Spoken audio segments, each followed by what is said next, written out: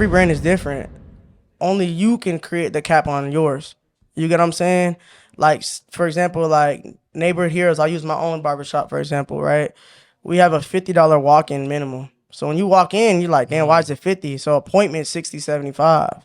You get what I'm saying? Why am I paying? Because you're waiting, bro. So if you want me, you're going to have to drop that bag. I'm going to give you that VIP where you don't got it. You feel me? You got your own time appointment. You feel me?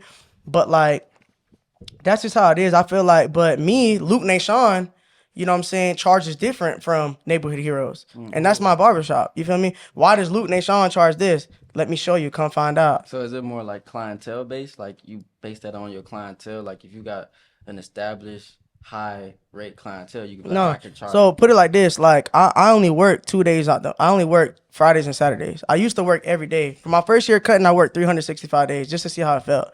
Like I honest to God really did that. The last month I was so drained and tired. I'm tearing up haircuts. Like they're like, bro, you need to get some sleep. But I wanted to know what that grind felt like. And when I was grinding, I forgot the real definition of grinding is the wear and tear, not to make money. And I'm killing myself, right? So then I was like, you know what? I'm not finna burn myself out. I'm gonna start taking 2 days off, right? To the point where I started working. I only work Fridays and Saturdays, but I compensate myself with the money, you know what I'm saying, for the time that I'm missing, you know what I'm saying? But everybody will get to that level. You'll understand that because like if you let's say you're a $30-$40 barber and you like, oh, you know what, because I feel like this, I'm charged that, your pocket's gonna get hit. It's a real humbling experience. You trying to go to 100, you feel me? I used to hit bro up like, bro, you good? Like you straight? He posted every cut. Like you go just tap, tap, tap, tap. You see like 15, 20 cuts in a day. I'm like, you good? He like, yeah, I'm good, trying to eat. Yeah, you know what I'm saying? Like, but like I really grinded and ran it up only because like my personal is like, bro, I have a big family to take care of. Yeah. I told myself I wanted to be the guy that people come to me like, yo, I can borrow this. I'm like, yeah, I always wanted to just have it. Just for my family. You know what I'm saying? And then like I put people in positions for opportunities, not for them to make money. It's for them to give somebody else an opportunity. Because if I can do it, that means you can give somebody else an opportunity. And that's what people be forgetting about. They like, oh, he put me in so I cut a celebrity. Nah, bro, because there's going to be a little homie that look up to you that you got to put in position. Right, for sure. You know So with that being said, building the team that you have at home for the shop, I'm assuming that everybody was selectively picked for certain reasons. Yeah. Now, were these people that you knew, or were they other high-end barbers from the area that you was like, hey, bro, you know, I kind of got this name. I'm about to open up my own shop. We could really run it up if we form this team and, you know, come together like Voltron. Yeah, okay. So the way I built the team, like I said, everything does happen for a reason. I never said I did anything. I'm telling you, it's really all God, bro. Like I know it's the most cliche answer, but I'm just believe me, bro. Because, for example, there's another. I'll say it on the live because I know they're watching too. But there's another barbershop called Raw Cuts in the city. Great brand. You know what I'm saying? The owner, his name is Angel Ross. You know what I'm saying? So y'all might hear him. He's an Andes educator, right? I'm not an Andes educator, but I'm for the community. You know what I'm saying? I'm for my people. For the people. I'm for the people, bro. Before the barber industry. Now all the barber industry trying to tap in with me, but it's too late because I didn't. My eyes opened up to like the people that we really got to cater to. You know what I'm saying? A lot of barbers try to chase Andy's bailiffs. There's nothing wrong with that. Tag them. Let them know your work. Let them know where you're trying to be at. But don't forget about the people, right? So his right hand man or his one of his best barbers in there. You know what I'm saying? We teamed up together. Now we work together. Now that looks like some messy beef. You know what I'm saying? But this kid is one of the most complete barbers I ever met in my life. And I needed to be somebody around that so that I could be better too. You know what I'm saying? And like he could have went to anywhere. You know what I'm saying? But we decided to come together. And I didn't know him from a lick of paint. He could have stole my blueprint, ran off with it, and gave it to Angel, whatever. And I got nothing towards Angel. You know what I'm saying? Like, he's a older barber in the game, and, you know what I'm saying? He was doing his thing, and just like, no offense, it's like, we the new Georgia now. You know, so you was Alabama, but we the new Georgia. Talk your talk. Feel me? Yeah. Talk your talk. Poke your chest out. You know what I'm saying? But it ain't no bad blood or nothing, but like, just having Lewis, L-Dog Faded, he was one of the greatest talent I've been around. You know what I'm saying? Like, I just use him for, Hey, I don't see nobody drinking a drink though. That's all I'm saying. Yeah, with that pink lemonade over there. Hey, that boy eyes pink. He like it. so it was the clients or it was the money. Hey, Luke, would you ever open up a shop in the mall? Man, yes, I want to so bad. And you know, the crazy thing about it is like, cause I started from the mall. So when you go to the mall, people are like, oh hell no, I ain't going to no mall barbers. I'm a mall barber, bro. I don't give a fuck. Nobody got See, and that's crazy because over here it's a good thing. Like, oh, you work in the mall, the shop in the mall, and it's like okay, it's a good thing. So it's crazy to see the opposite of that. You know what I mean? The other side. Real shit. Cali is so different from Florida. Like, I don't personally think I don't think I could live here. You know why is that? Why you say that? I can't do it. It's just not me. You know what I'm saying? It's not towards California, but I'm really a Florida boy. Like, what's the difference? Like, what is it? Everything. A big difference? Yeah, everything. People dancing like this.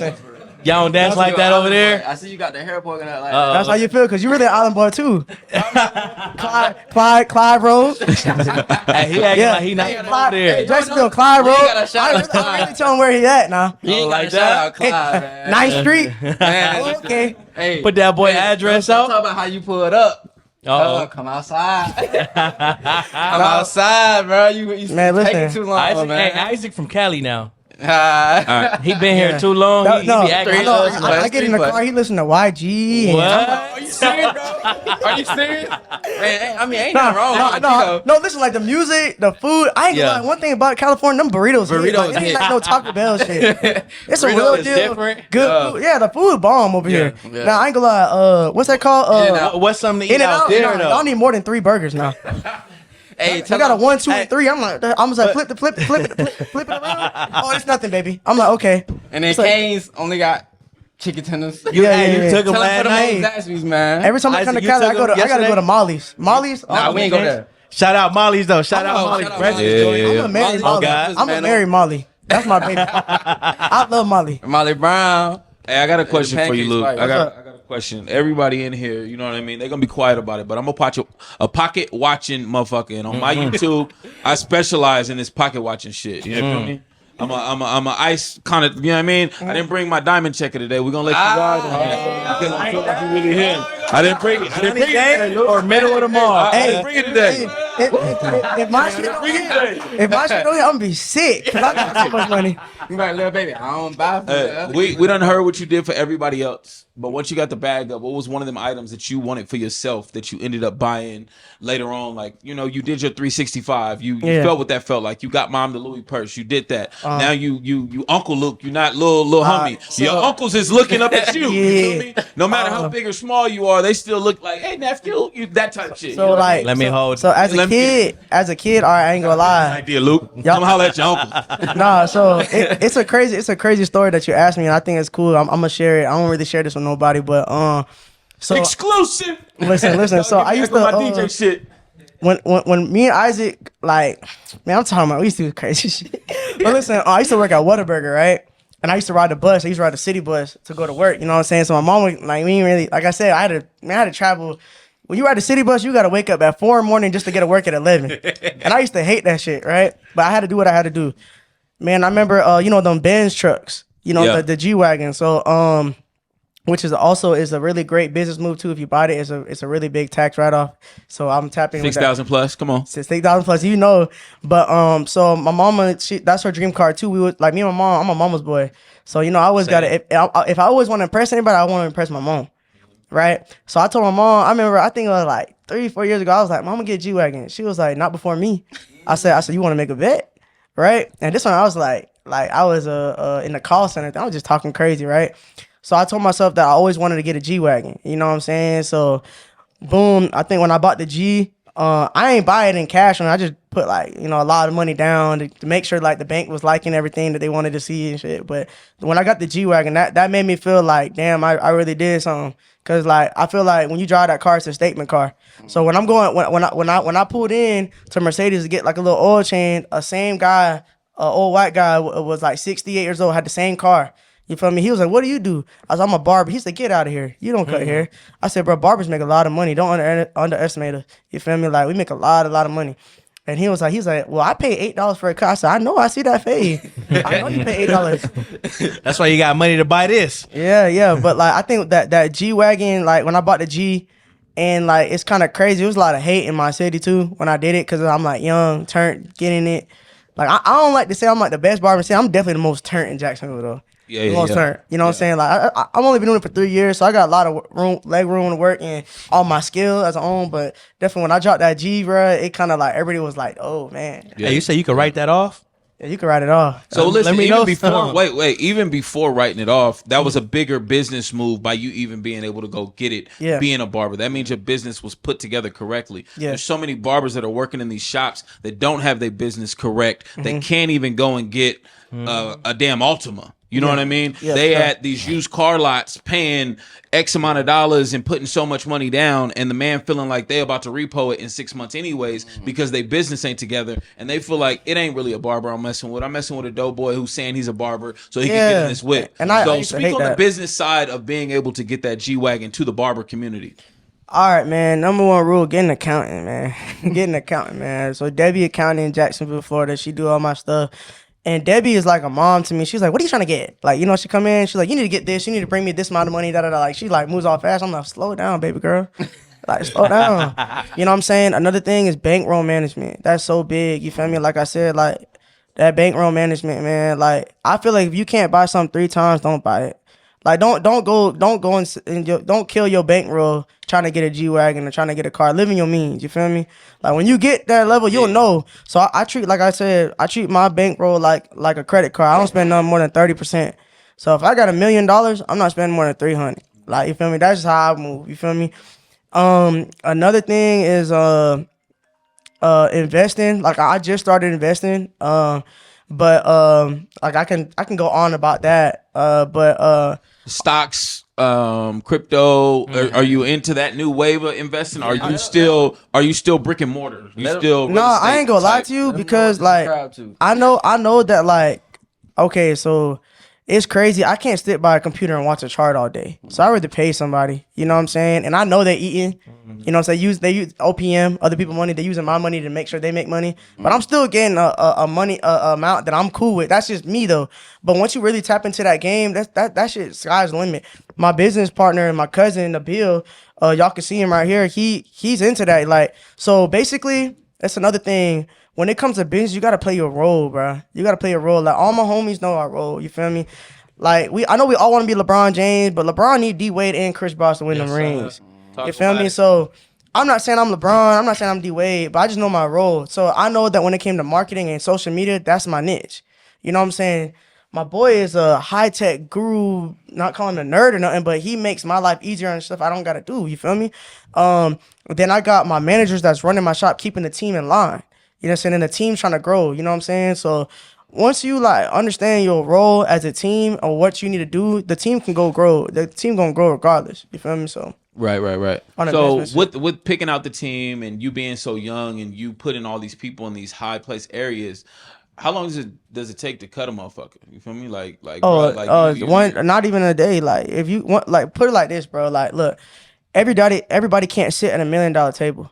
You feel me? You put a nigga, you put somebody at a $1 million table, they gonna steal 1,000. Now you just blew the ticket for them. You feel me? So like, you gotta like, it's hard. That's I'm still learning that and like who I can really bring on.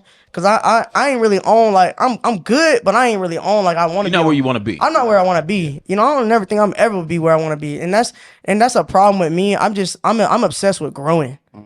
You know what I'm saying? I might be the smallest person in the room, but I'm going to be the biggest every time. You know what I'm saying? That's my goal, you feel me? But, like, I represent, like, I'm trying to bring, like, a lot of people be like, bro, you always trying to bring everybody on. That's not your place. But I'm trying to do that. I'm trying to change that. You know what I'm saying?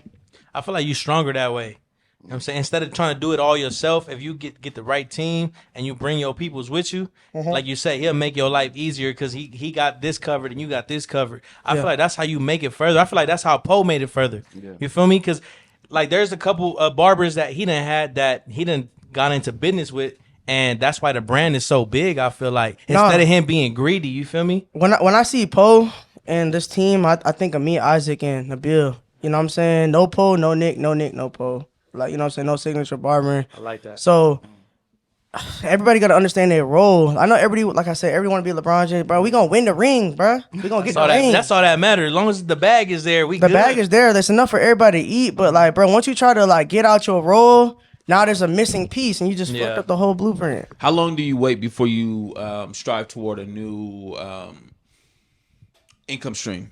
You know what I mean? How big is that in your brand? Okay, so my brand, I'm a risk You're taker. not just you're not just a barber sitting in front of me, right? There's multiple income streams, and it's a matter of the barbering being the number one income stream right now. So I'm gonna be real with you, like, even though I did 11 months in the military, I'm 100% disabled veteran. That's a lot of cheese right there, right? So my goal, My brothers are the same. you feel me? So my goal is that's a game. At everything that I do on a different level of income, I want to get to the top. So boom, I got to the top 100. Done with that. You know what I'm saying? Social media, I'm still growing. Monetized now. It's growing. So boom, move that to the side. I can only charge so much as a barber. Boom, got that. Now I got the money coming in from the haircut shit. Boom. Now I got the money coming in from niggas flying me out and doing this and that and doing that shit. Boom. Now, okay. And I got these and I'm real comfortable. My boys, I gotta get my boys on now. I can't be the only one with diamonds and we going out. I'm buying sections and stuff like that. I'm just keeping it relatable to all the youngins. Right. You feel me? Talk to them. It look better when the whole team eat. You feel me? I agree. If I'm eating steak and everybody eating Chick-fil-A, how that make me look? You feel me? If they gonna eat Chick-fil-A, I'm eating Chick-fil-A. If we gotta eat bologna sandwiches, we all gonna eat bologna sandwiches. That's how I move. You feel me? So, with the thing that I learned about being in this industry or being a barber is being a leader. You know what I'm saying? That's the hardest thing. I can only imagine what Poe and Nick and all these head hunters got to go through because there's so many people with so many different personalities they got to deal with. You feel me? And then they got to cater to them or like, oh, bro, I got this life situation going on. How you think that affects us, the person all the way or that cares about everybody? You know what I'm saying? I know Poe want to see everybody to that level, but you got to work yourself. They ain't going to just go give it to you. I ain't going to give it to my boys. You got to earn that. You got to show me. My boy was like, oh, bro, so I cut in the stadium for the Jaguars, right? I'm going to give that up. Damn, I shouldn't have said that on the live. No, you probably should have said none. Okay, so boom, it's that liquor, bro. Listen, In 1942, y'all can see me on the internet going Look, crazy. so Hey, y'all better sponsor The us Mexicans too. do it to you. He just admitted it. I cut in the stadium right now, and it's a lot of opportunities. So like a lot of them Jaguar players, they kids. So like it's so cool that I can relate. We played a game, you know what I'm saying? Excuse me. We played a game or we just hang out or whatever, right? That people at the end of the day before they millionaires. So me, I didn't tap in who I want to tap with. So now I just feel like the opportunity for somebody else, right? Like I said, I want to give opportunity so when the next person come in, they can get their opportunity. One of my barbers, I ain't gonna say no name. He's like, bro, I want to do that. I said, bro, you ain't ready for that. He was like, what? How you gonna tell me I'm not ready for it? I'm like, bro, you don't even come to work. You feel me? But you want to go to the stadium? This is a real job. They need you here. Like it's not like, oh, I'm an entrepreneur. I got to do what I want to do. So yeah. So how does it work when it comes down to cutting for the Jacksonville Jaguars or a pro team? Are you and your business gotta hired, sign or is something? it just Luke as a barber and you cut the whole team? No, so basically, it's somebody in there that runs like all the barbers. There's different barbers from the city in there, right? But you're hand selected. Got You know, you. they try to grab the best in the city. You feel me? But I'm the youngest one in there. Everybody's old heads. You feel me? Me and this a dude named Jeff. He owns another shop. But like all of us come from. We're really shop owners. Okay. You know what I'm saying? So I feel like as a shop owner, you can somewhat kind of have that flexibility because you know you're still making bread at the back end. Yeah, You know what I'm saying, for owning the shop. But like, so I'm the one that able to take that hit or that risk on my clients to go out there, right? So that's Is there wait, real quick? Is there a certain amount that they're paying per haircut, or is it you still charge what you charge? I honestly, it's like a price that they kind of go around, but I'm gonna still send my ticket though. Got you. You know what I'm saying? So you send the invoice after you're done with the cuts. Well, it's kind of like a regular day in a barbershop. It's just Okay. in the stadium. You Okay. feel me? So Okay. like they pay you at the end of the day. You cutting coaches, you cutting players. The players be dropping the bag. I feel Yeah. like I never got less than 100. Who dropped more, the players or the coaches? Players. players, No offense to the coaches. The old white man or the Come on, remember, bro. You know the coaches. The older ones got the money, but you know the young ones like the fly shit. Yeah, the coach coach- has been getting it. Yeah, the the coach coaches- has been the the coach coaches- for 20 years. Yeah, coaches the old head. So Yeah. He got old the head, bag. bro, you feel me? Yeah. Yeah. Ain't no crazy. The coaches got the bag too, and that shit be pissing me off. I'm saying. I'd be like, oh yeah, 60. He'd be like, $60. Nigga, what the hell? I said 60. He was like 320s. You know what I'm saying? So I'd be like, man. But I'm 610s, nigga, yes. Yeah, you can do that. How you want to add it up? 60. Hey, Luke. So I know you do the prize picks and all that, right? Yeah. So when you cutting, the Jags, you be telling them like, hey, bro, I'm gonna need you to stay under. You know what I'm saying? ain't gonna Like, lie, tell the truth though. No. I ain't gonna lie to you. So I ain't gonna say the player because that shit is illegal. But like, Don't say the. No, listen. No, I'm gonna be real with y'all. Hey, that 1942. So like, but I just tapped in the prize picks. Like, you know what I'm saying? It's gambling. You're gonna lose, but you're gonna win. You know what I'm saying? They ain't no. You can't predict odds. You're not a fortune teller. You're not gonna know what's gonna happen. Anything can happen. They could break his leg, and he's projected this much, right? But like, I ain't gonna lie. One of the players on the Jaguars, they was like, "Oh, bro, you're not gonna get more than 8 yards or something like that." I said, bro, I texted him. I said, bro, look at this. They got you fucked up. I said, bro, I got you. I'm taking you over. Guess what happened? He had 5 yards. Wow. So you ain't listening to him. No, he didn't say nothing. He was like, I got you. Oh, okay. That was enough said. That was enough said. He got me the L. Blew the ticket, but that's my boy though. I love You him. gotta boost his price up. You feel me? Nah, At this point, he gonna be like, it's 80 today, right? I'm like, no, it's 150. something light. I need you to get me back on the back end, bro. I lost that money on the parlay. So what they subscribe to you? They subscribe to you. They need them. Yeah, tickets? plug yourself in. So Can't listen, gamble. when you got the call to go to the stadium, did you feel like that was like the holy mecca of being a barber out there in Jacksonville? Like that was like a missing key? Like you knew all of these other barbershop owners per se. You might not have known per se who was going, but you just knew that this was like something on the checklist. Yeah, man. All right, so I ain't gonna lie. Was it big? Like man, that's what I'm trying to get the people out there to feel. To me, it was probably one of the biggest achievements I ever had because only 4 barbers get to go in there. And you know how 4 from only the whole 4. That's the limit. Wow. Only 4 barbers get selected to go in there. You know what I'm saying? And like I said, when I went in there, man, it was cool, man. I got to meet a lot of good people. I love my boy MP. MP is the one that got me in there. He runs all that for the barbers. MP is a former NFL player. A lot of the coaches are and people that work in the NFL, former NFL players and stuff. MP got me in there. And he just gave me a chance. I told him I'm younger, so I'm more relatable. You know what I'm saying? I'm not cheap, but you know what I'm saying? I'm still shoot MP the deal, though. Right. So He it got was me in there. so with MP, you basically had like a form of an interview, right? Yeah. He spoke to you before you even. That was like the invite. So We thinking about I'm you. gonna shout somebody else out right now. Wig the barber. I don't know if he's watching this or not. He's an older head cat. And he's like an instructor and things like that. So Wig actually has a podcast for the Jaguars. So Wig reached out to MP. So this is a cool thing. It's not about how skillful you are or anything like that. It's not about what who you know. you know. It's It's who one of them. you know. For Man, sure. that I live by that because Wig tapped in to MP. He said, man, this is a new hot kid in the city. He's taking over literally day by day, week by week. And I think that he'd be the perfect fit for the Jaguars. You know, these guys are 20 to 29. You know what I'm saying? Luke is super relatable. He's super skillful. Let's get him in there. And then he was like, I'll let you know.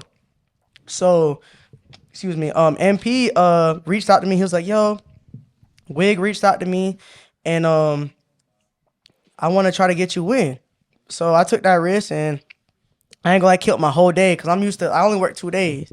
Yeah. So like I'm used to like I try to at least make a band a day. Yeah. Like you know what I'm saying, at least. Yeah. And then so I had to give up this 1,000 to go make.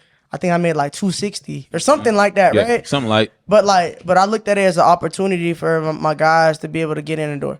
You know what I'm saying? And build. That's worth more too. That's worth more to Now, me. once you get in the door, your hand selected, right? But you're Yeah. a barber owner. Can you choose one of your guys to replace you to go in for that day? You can't choose, but ain't nothing by like closed mouths Talking don't to get him. fed. Yeah. Yeah, I'm like, hey, MP, I can't make it today, but I got some. I can send my best hitter in there right now. You know what I'm saying? Now, I can't guarantee you nothing. He might say yeah, he might say no, but I tell my guys, bro, when the opportunity presents itself, don't be scared. Take a chance on yourself and just go for it. Now, back to your guy that you was talking about earlier that's in the shop that he came up to you and he said he was ready for the opportunity. And you like, bro, you can't even show up to work on time. Yeah. How did that play out? It kind of was like a reality check because you know, like I love all my boys. Like I look at them as my boys before barbers or people that work under me. But I think it was like a real deal. Like, damn, you saying this to me? You know what I'm saying? Yeah. But I'm telling him because I love him, I care about him. I'm like, bro, you gonna go out there and make a fool out of yourself because you're not even punctual. You feel me? So I told him, I'm like, listen, bro, you represent me, I represent you. So if I'm gonna send you in there, you gotta represent me. Right. You get what I'm saying? So you 5 minutes late, and the players get out at 2 and you 2:05. Yeah. that made me look bad. You feel me? I'm not gonna make me look bad. I work hard to where I want to get. You feel me? So I still haven't found that person yet, but like, you know, yeah. But I'm definitely the opportunity is still there. You still hold the key to that opportunity. I still hold the key to the opportunity right now. But like I said, I just feel like God's putting me in a different path to just like really, really grow, like more than just a barber. You know what I'm saying? I'm trying to just take advantage of take advantage of all like these opportunities. Just I'm really trying to put everybody on, bro. That's my goal. I know people like frown upon it, but that's what I want to do. So and Luke, I had this on my mind this whole time. How did you come up with the concept for the new shop you just opened? Yeah. All right, so it look crazy in there, we bro. was hype beasts. Don't forget about that. So Neighborhood Heroes is a brand that, man, I ain't gonna lie, I wouldn't have a name without my boy Nabil. We was like, bro, what we hearing, like some Dirk or something? It was like Neighborhood Heroes. I was like, bro, that's the name. And then he was like, bro, that's the name. I said, bro, saving a life one cut at a time. Ooh. You feel me? Okay. You know what I'm saying? Yeah, that was, and then he was like, so what's the theme though?